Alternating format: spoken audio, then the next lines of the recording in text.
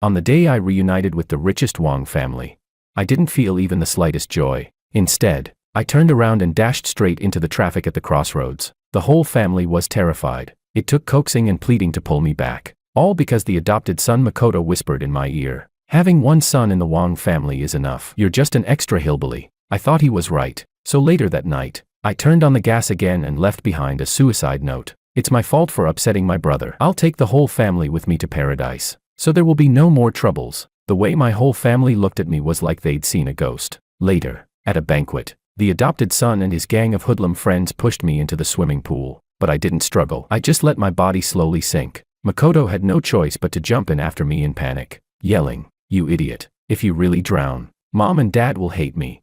Can't you at least struggle a little?" What he didn't know was that I had resisted before, but every attempt only ended in another tragic death. And my parents and sister always sided with him. This is my 10th rebirth. This time, I've decided to completely give up and wholeheartedly seek death. But this time, aside from me, no one else can find peace. Chapter 1. My stomach burned as if set on fire. Scalded by the chlorine in the swimming pool, my sister pulled me out, and I lay over the pool's edge, barely breathing, coughing up a mouthful of water. Makoto's face instantly turned paper white. His gang of troublemaking buddies panicked as well, all talking over one another. "We were just messing with you." Yeah, how were we supposed to know he'd actually jump in? Who drowns without even flailing around? Was he trying to scam us or something?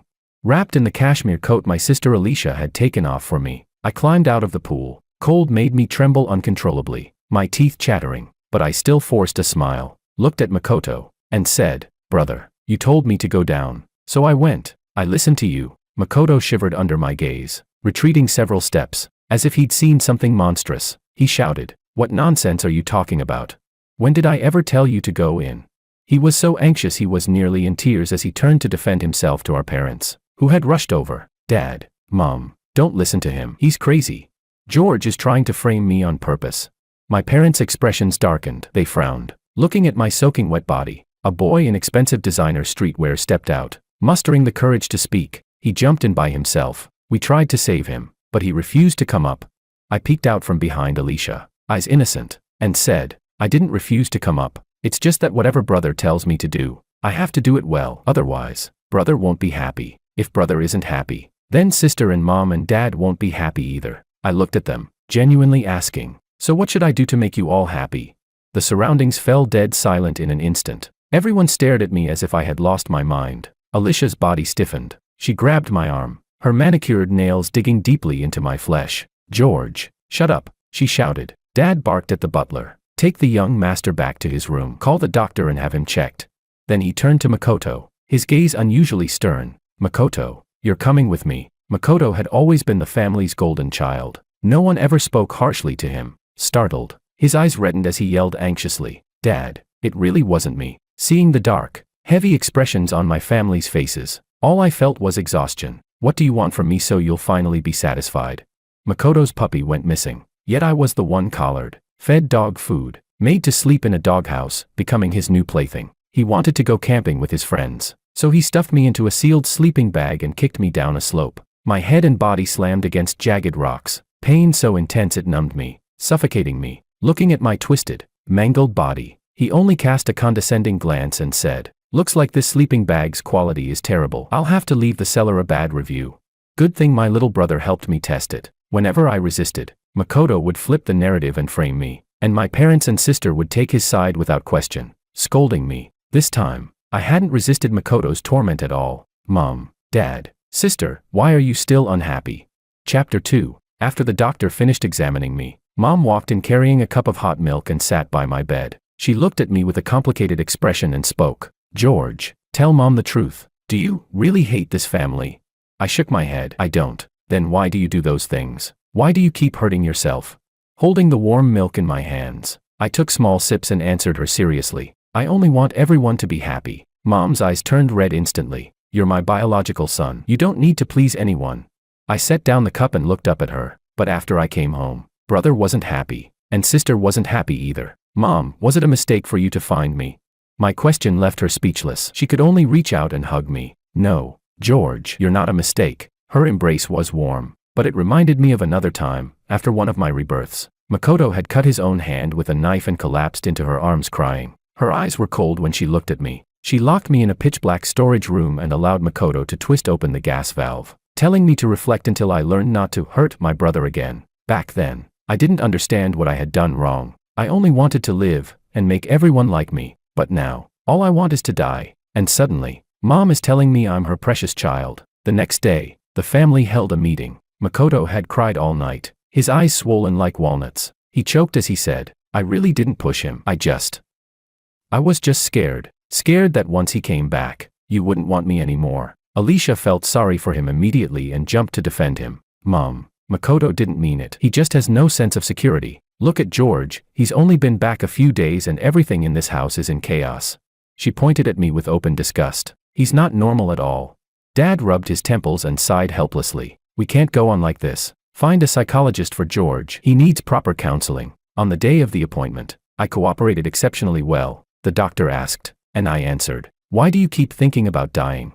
Sitting on the soft couch, I smiled and said, "Because it's the easiest way to make every problem disappear." The doctor pushed up his glasses, trying to guide me. "But have you ever thought about this? If you die, the people who love you will be heartbroken." I blinked and asked curiously, "Love me?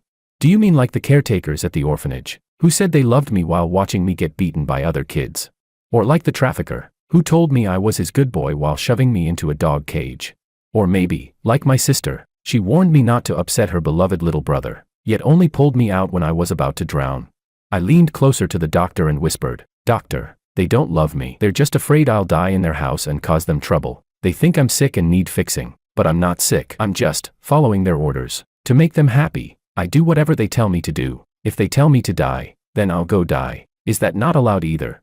The doctor froze, pen suspended midair, his face drained of color. Chapter 3. The psychologist repeated every word I said to my parents, without changing a single syllable. His final diagnosis was, I wasn't sick. I was simply using the most extreme method to protect myself and to retaliate against the world. My mental state was like a string pulled to its absolute limit. The slightest pressure could snap it completely. My desire to die was, in his eyes, my way of self-preservation. After hearing this, Mom locked herself in her room for an entire day. Dad smoked one cigarette after another. Only my sister Alicia still insisted I was pretending, using pity as a weapon. "George is acting.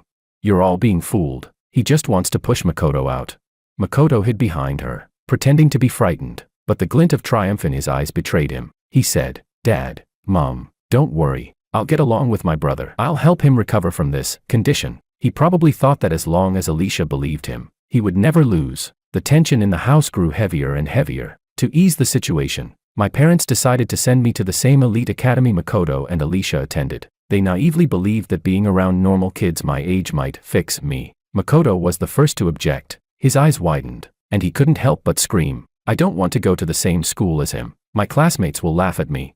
For the first time, Dad used a stern tone with him. "This is not up for discussion." Makoto stormed back to his room in a rage, but I knew he wouldn't let this go. Sure enough, on my first day of enrollment, I became the center of the entire school. Because everyone had heard, the real young master the Wangs brought home was a lunatic who had just come out of a psychiatric hospital. Makoto was constantly surrounded by friends comforting him while pointing fingers at me. "Makoto, your brother looks so creepy, so gloomy. I heard he tried to turn on the gas and blow up the whole house. Isn't that literally insane?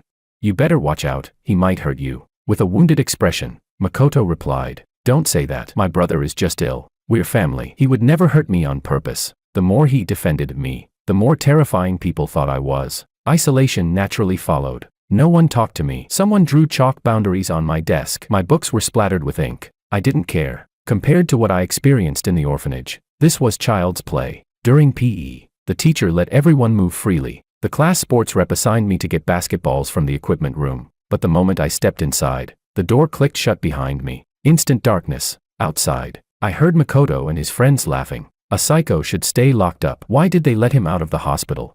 Makoto, do you think he'll go crazy in there and bite himself? Ha ha ha. Maybe. Why don't you peek through the crack and check?" No way. There were 40 minutes until class ended. All I had to do was sit and wait. The darkness and cramped space gave me a rare sense of calm. I even began to feel drowsy. I didn't know how long had passed when an impatient voice called from outside. "Hey, psycho inside, dead yet? If you're not dead, make a sound." I ignored him. A moment later, the voice returned, this time with a hint of panic. "Why isn't he moving? Did something really happen?" What are you afraid of? Even if something did happen, I'll still be filial to our parents. Makoto's voice. Let him figure out how to break the door. Let's go. Footsteps faded. I closed my eyes, ready for a good nap. Suddenly, the air filled with a pungent, choking smell. Smoke. Chapter 4. The fire spread rapidly. In less than 3 minutes, the thick smoke made it impossible to breathe. The entire equipment room felt like an enormous oven. I didn't call for help, nor did I pound on the door. I simply hugged a basketball and curled up in the corner furthest from the door. My consciousness began to fade. How nice.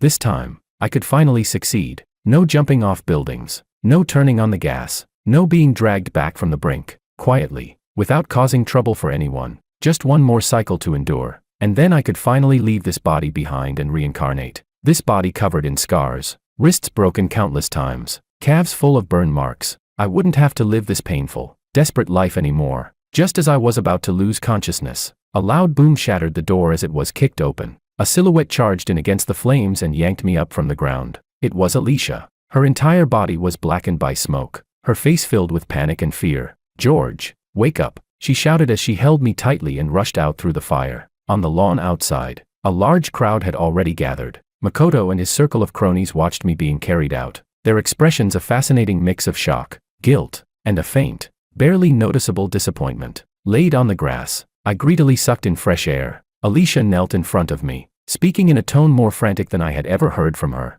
"Are you okay? Are you hurt anywhere?" I looked at her and coughed violently, pressing a hand against a burn. "Sister, you saved me again." My voice was cold, but filled with genuine regret. "Why did you save me? I was so close to dying." Alicia's face turned ashen in an instant. She grabbed my shoulders and nearly roared. "Why didn't you call for help? Why didn't you break the door? Do you really want to die?" "George, what the hell are you trying to do?" I didn't answer her. Instead, I looked straight at Makoto in the crowd. He shot up like a startled cat. "It wasn't me.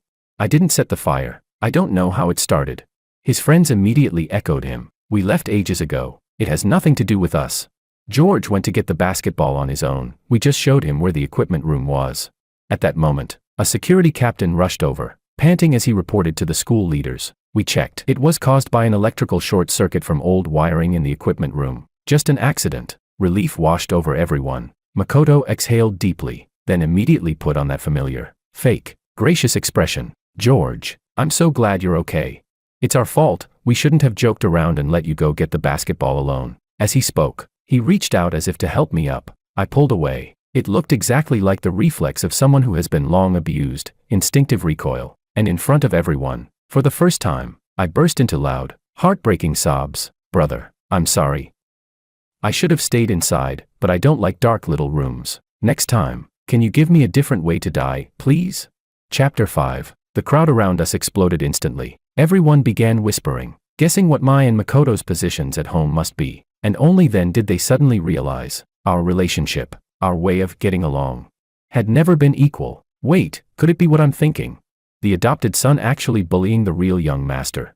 Oh my God, no wonder George listens to him like that. Makoto clenched his fists so tightly his knuckles turned white, trying desperately to explain, but almost no one was listening. Mom and Dad rushed home from the company late that night, only to walk into the living room and see the three of us facing off. Me, Alicia, and Makoto trembling like a leaf. What on earth happened? How did a fire start at the school?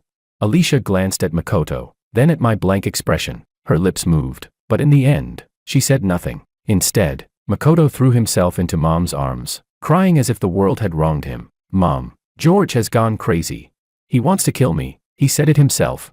Mom held him and tried to soothe him softly, but her cold gaze shifted directly onto me. I ignored their performance and walked straight to Dad. The fire at school was an accident, but locking me in the equipment room wasn't. I lifted my head and looked him in the eyes. "Dad, didn't you always want to know what I went through? In a place just like that equipment room, dark, cramped, I was locked inside for 3 whole years. The food was rotten. My job every day was to go out and steal. If I didn't steal enough, I'd be beaten. If I cried, they'd shove razor blades into my mouth. The man who taught us his rules had a favorite game. He'd lock one of us in the little black room, then make the others guess how many days he'd last." I spoke calmly, as if telling someone else's story. In the living room, even the sound of breathing disappeared. Dad's face turned from dark to ghostly pale, his body swaying slightly. Mom covered her mouth, tears welling in her eyes. Alicia's fists were clenched so tightly the joints cracked. She stared at me, shocked. devastated, in a way I had never seen before. I turned to Makoto and spoke expressionlessly. So, brother, your games aren't funny to me at all. They remind me of a lot of very unpleasant things. And when I'm unhappy, I gave him a bright, cheerful smile. I want everyone to be unhappy with me. Makoto trembled under my smile and screamed, "Enough." Dad's roar cut through his shriek. He pointed at Makoto, his voice filled with a fury and disappointment I had never heard from him. "Makoto, go to your room and reflect. You are not allowed out without my permission." Makoto stared at Dad in disbelief, then looked desperately at Mom and Alicia. Mom turned her face away, and Alicia simply stood there silently. For the first time, no one defended him. The farce ended with Makoto being placed under house confinement. Chapter 6. After the school fire and Makoto's confinement, Mom finally began investigating my past. She used every connection she had, starting from the small county where I'd been trafficked. Within a few days, a thick file folder appeared on her desk. Inside was the complete record of my life from age 3 to 16, including the case files of the trafficking ring that abducted me. The file documented their inhuman crimes in detail, and one name was highlighted repeatedly: 7. The report said that 7 was the smallest and quietest child among the kidnapped kids, but he was also the only one who, after being rescued, could clearly draw the appearance of the ring's leader and a full map of their hideout. With the information he provided, the police were able to capture the entire criminal organization that had evaded justice for years. That 7 was me. Mom read every page and sat in her study all night long, motionless. The first thing she did afterward was dismiss every servant in the house and replace them with a team of professional security personnel. The second thing she did was personally go to the school and request that I take a leave of absence. She said, "Until my son truly gets better, I will not allow him to suffer even the slightest harm again." Dad did not object. Alicia was unusually silent. Makoto remained locked in his room. No one saw him except the person delivering meals. For the first time ever, this home built iron walls for me. I watched Mom's busy figure with no emotions in my heart. I knew this was only guilt, a compensation far too small, far too late, 13 years overdue. She wanted my forgiveness, compared to the despair of being pushed away again and again by the people I called family. Compared to the helpless deaths I lived through again and again, her compensation was far too light. Alicia no longer mocked me. She quietly brought me plates of cut fruit, or covered me with a blanket when I was reading. She tried to make up for the past, clumsy, cautious, awkward. One afternoon, when I was painting in the garden, Alicia walked over and sat beside me. She glanced at my canvas. It was covered in distorted, dark red strokes. She stayed silent for a long time before finally opening her mouth, voice strained. "George." "I'm sorry." I ignored her and continued spreading paint across the canvas. "I didn't know you." I put down my brush and turned to her. "You didn't know what? You didn't know I was kept in a dog cage, or you didn't know someone burned me with cigarette butts." I pulled up my sleeve, revealing the old, ugly scars lining my arm. Look, these scars had already faded, but Makoto used glass to cut them open again. Now they're new wounds. All color drained from Alicia's face. Her trembling hand reached out as if to touch the scars, but she couldn't form a single word. I pulled my arm back and picked up the paintbrush again. "Sister, I've received your apology, but I do not accept it. Because if apologies were enough, why would we need the police?" I looked at her pale face and said softly, "If a murderer apologizes, do the dead come back to life?" Alicia froze as if struck by lightning, completely motionless. Chapter 7. Makoto was confined for half a month. During these 2 weeks, he went from crying and refusing to eat, to eventually becoming quiet and obedient. He thought that as long as he behaved, Mom and Dad would soften. Unfortunately for him, he miscalculated this time. Mom was determined to deal with him properly. Finally, Makoto couldn't endure it anymore. He used a hidden shard of porcelain to cut his wrist. It wasn't deep, but enough to throw the whole household into chaos once again. He was rushed to the hospital. Lying on the bed, Makoto sobbed weakly, breath trembling. "Mom, I was really wrong. Please don't abandon me. I won't dare do anything anymore. I'll listen to everything you say. Please don't send me away." But Mom's eyes held no pity, only cold disappointment. "Makoto, do you remember the day you came to our home?" Makoto froze. "That day, you were small and thin. You held my hand and said you would be obedient, that you would listen. We believed you. We treated you as our own child. We gave you all the love and all the guilt that should have belonged to George. But you..." Mom shook off his hand. "You learned to lie, to act, to bully your own brother. You used our love as a weapon to do whatever you pleased. Makoto, you've disappointed me too deeply." She turned and walked away without a trace of hesitation. Makoto completely panicked. He struggled to get out of bed, but Alicia pressed him down. "Sis, please, help me," begged Mom. "Please." Alicia lowered her gaze. Her expression complicated. You were wrong because you used the suffering he endured as a weapon to hurt him. You knew those were his hells, yet you kept pushing him back into them. This was the first time I ever heard Alicia speak for me. Makoto was stunned. I didn't. Alicia cut him off. You were just afraid he'd take everything from you, so you wanted to destroy him first. Have you ever thought, if you were the one who got found, and George was the adopted child in your place, what would he have done to you? Makoto couldn't answer, because he knew the truth. If our roles had been reversed, with my personality, I would have stepped aside quietly and returned everything to him. I would never have done the things he did. Makoto's suicide attempt not only failed to gain sympathy, it completely destroyed the last bit of trust anyone had in him. On the day he was discharged, Mom and Dad informed him calmly, "We have already contacted your biological parents." Makoto's pupils shrank violently. No, I don't want to go back. They'll kill me." He shook his head like mad. His face drained of color. Dad looked at him, voice cold. "That is your family matter. From today on, you and the Wong family no longer have anything to do with each other." Chapter 8. Makoto's biological parents arrived soon after. A pair of seemingly honest but sharp-eyed middle-aged peasants. The moment they stepped inside, they bowed repeatedly to my parents, their faces full of obsequious smiles. When their eyes landed on Makoto, there was no joy of reunion, only a blatant, calculating appraisal, as if assessing the value of goods. In-laws, look at the trouble we've caused."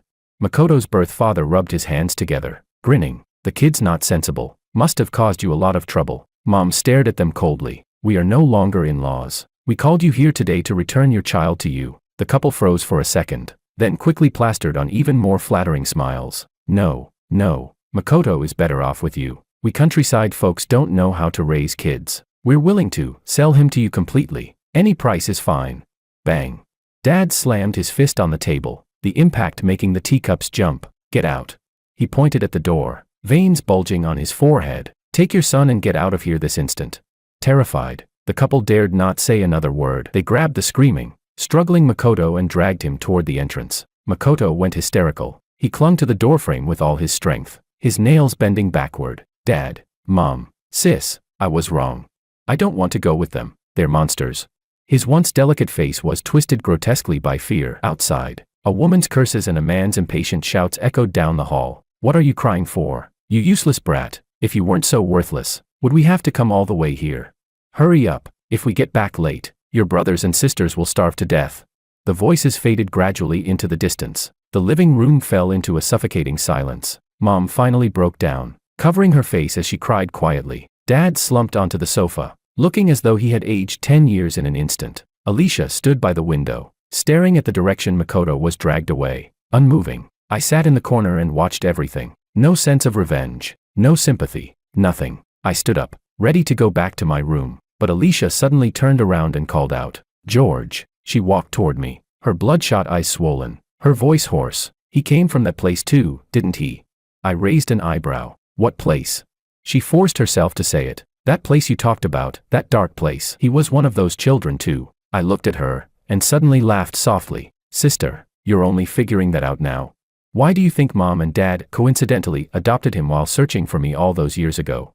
Because he looked like me." Alicia's face went paper white. Chapter 9. Alicia's guess was correct. Makoto was indeed one of the children who had been trafficked with me. He was 1 year older than me. In that organization, his code name was 6. He was clever, good at reading people's expressions, sweet-tongued, adaptable. So compared to kids like me, who only knew how to get beaten, he lived slightly better. By the time my parents followed the clues to that village all those years ago, I had already been taken elsewhere. They only found Makoto, locked in a woodshed by his biological parents, beaten half to death, because his eyes resembled mine. Mom had felt a surge of compassion. They paid a sum of money to buy him from his gambling-addicted parents, and then poured all the love and guilt that should have been mine into this substitute. They gave him the best life, raised him into a prince, never imagining they had raised a white-eyed wolf. Alicia looked at me with tortured eyes, then suddenly collapsed to her knees with a thud. I was startled and took a step back. She bowed her head, her voice full of repentance. "George, I'm sorry. You can hit me, or take revenge however you want, as long as it makes you feel better." I looked at her, finding it almost amusing. "Sister, you must be mistaken. To me, you're the same as Makoto, the same as all the people who hurt me. You're all irrelevant." "I don't care." I walked past her, ready to go upstairs, but she suddenly reached out and grabbed my ankle. "George, I know I deserve to die, but we're siblings. Blood is blood, nothing can change that. Please, give me another chance, just one. I lowered my head, looking at the hands gripping my leg. After a moment of silence, I said, okay. She jerked her head up, a flicker of hope lighting her eyes. I crouched down, meeting her gaze with a pure, angelic smile. You want to make it up to me? That's simple. I pointed to the tall sycamore tree outside the window. Jump from there. As long as you don't die, I'll forgive you. The joy on Alicia's face froze instantly. Chapter 10. After Makoto was sent away, the house became frighteningly quiet. Mom and Dad tried to make up for everything by doubling their affection and material care, but I remained like an outsider. They took me to the best psychologists. The doctor said my PTSD was severe and required long-term treatment. So every weekend, Alicia drove me to therapy. We didn't speak at all during the rides. She acted like a dutiful chauffeur, and I like an emotionless passenger. That day, after the session ended, a sudden heavy rain began halfway home. The wipers swished frantically, but the road ahead was still a blur. We waited at a red light. I turned my head casually, and saw a familiar figure outside the window. Makoto. He stood under a broken umbrella, tugging at a man outside a convenience store. The man wore a filthy tank top. On his exposed arm was a terrifying snake-shaped tattoo. It was him. The man who had taught us to steal. The man who had taught us fear. My blood froze instantly. The man looked impatient. He snatched something from Makoto's hand and shoved him roughly. Makoto fell into a puddle, soaked and crying miserably. The man didn't even look back. He just walked away. The light turned green. Alicia pressed the accelerator, and the car began moving forward slowly. I suddenly said, "Stop the car." Alicia paused, glancing at me through the rearview mirror. "What did you say?" I said, "Stop the car." My voice was sharp, trembling with emotion. She frowned but pulled the car over. I unbuckled my seatbelt, pushed the door open, and ran into the rain. Makoto saw me as if he had seen a ghost, scrambling to get up. I didn't look at him. I looked in the direction that man had disappeared. Why is he here? Makoto was drenched, shaking violently, lips turning purple. I don't know. I don't know. What did he want from you? He told me to steal stuff. I refused, so he hit me. He took all the money my parents gave me, he sobbed. I looked at his pitiful state, yet felt no sympathy at all. Fate was truly amusing. He stole my life. And now he was suffering the pain that should have been mine. At that moment, Alicia ran over with an umbrella. When she saw Makoto on the ground, her brows tightened. "Get in the car, we'll talk there." She reached out to help him, but I stopped her. "Don't touch him." I looked at Makoto coldly. This was his choice, wasn't it?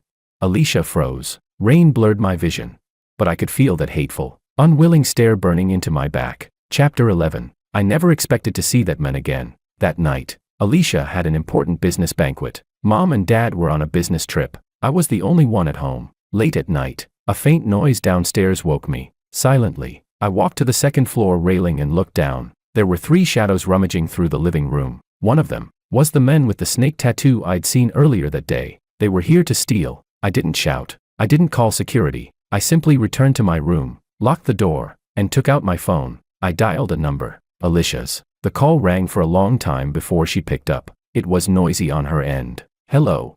Sis, there are burglars in the house." I said it as casually as stating the weather. Alicia paused. Then her voice dropped into urgent panic. "Don't be scared. Call the home security team right now. Hide somewhere safe. I'm coming back immediately." I said, "No, I only need you to do one thing." "What thing?" "Call the police," I said quietly, looking out the window. "Tell them there's a home invasion, and the intruders are armed." Alicia sharply inhaled. "Armed? George, are you sure? Don't do anything stupid." I hung up. Then I opened my wardrobe and dragged out the heavy toolbox hidden in the back, the one I had asked Mom to buy for me. It contained all kinds of toys. I picked the one that felt most familiar in my hand. Downstairs, the 3 intruders had already emptied the living room and were heading up. The man with the snake tattoo looked up and saw me standing at the top of the stairs. He froze for a moment, then broke into a twisted grin. Well, isn't this 7? What a coincidence. Never thought the Wong family's precious young master would be you. The 2 lackeys behind him snickered. "Boss, this kid's really living it up now. A few coins slipped from his fingers could feed us for years. A wild chick turned phoenix. Shouldn't he take care of his dear old brothers?" The tattooed man licked his lips, approaching step by step. "7, you really made life tough for me back then. How do you plan to make it up to me today?" I looked at him without any expression. When he finally reached me and reached out to grab me, I pressed the stun gun in my hand directly and mercilessly to his neck. ZZZZZTT. With a sharp crackle of electricity, The burly man convulsed violently, foam bubbling from his mouth, before collapsing flat onto the floor. The two underlings stared in frozen horror. I shook the stun gun lightly, then smiled at them, the same harmless, innocent smile I had back then. Who's next? Chapter 12. The police and Alicia arrived almost at the same time. When they broke through the door, they were greeted by a scene so surreal it looked staged. 3 grown men, tied together in a grotesque knot, dumped in the center of the living room, all of them bruised, swollen, and pitiful beyond words. And me? I was sitting on the sofa, sipping a cola with my legs crossed, casually watching TV. When they entered, I even greeted them politely. Hello. Every officer stared at me, dumbfounded. Alicia rushed over, grabbing my arms and checking me from head to toe. Are you hurt? Did they touch you? Are you okay? I shook my head. What could possibly happen to me? They're the ones who had a rough night. The leading officer finally snapped out of it and stepped forward, looking at me with genuine admiration. Kid, impressive. You took them down by yourself?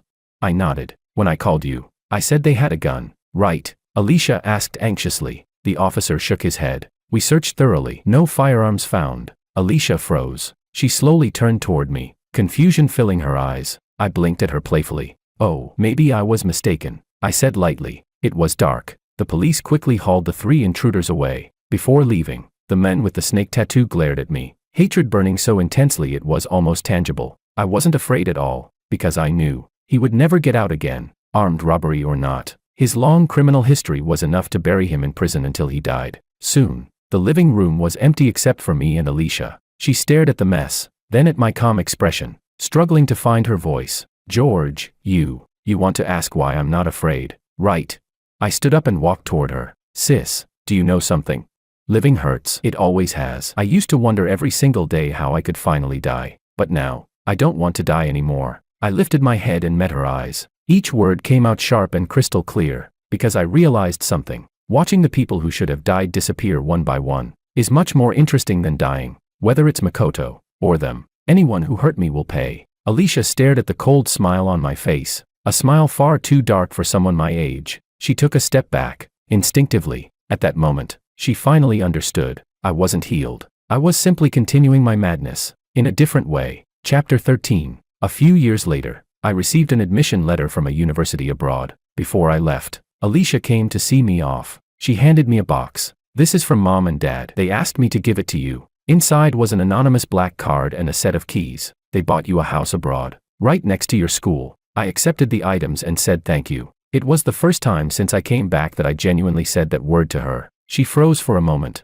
then smiled, a smile tinged with bitterness. George, live well over there. Forget everything here. I looked at her, smiled too, and said, I can't forget, but I will try. I'll try to live like a normal person. When the plane took off, I looked at the shrinking city outside the window, feeling completely calm. I reincarnated 10 times, all for the sake of reclaiming the 13 years of life that were stolen from me. As for those nightmares from the past, they'll never have a chance to appear in my life again. I am no longer the 7 who could only cry and beg for mercy. I am George, the George who will kick every demon trying to drag me into hell down there before they get the chance.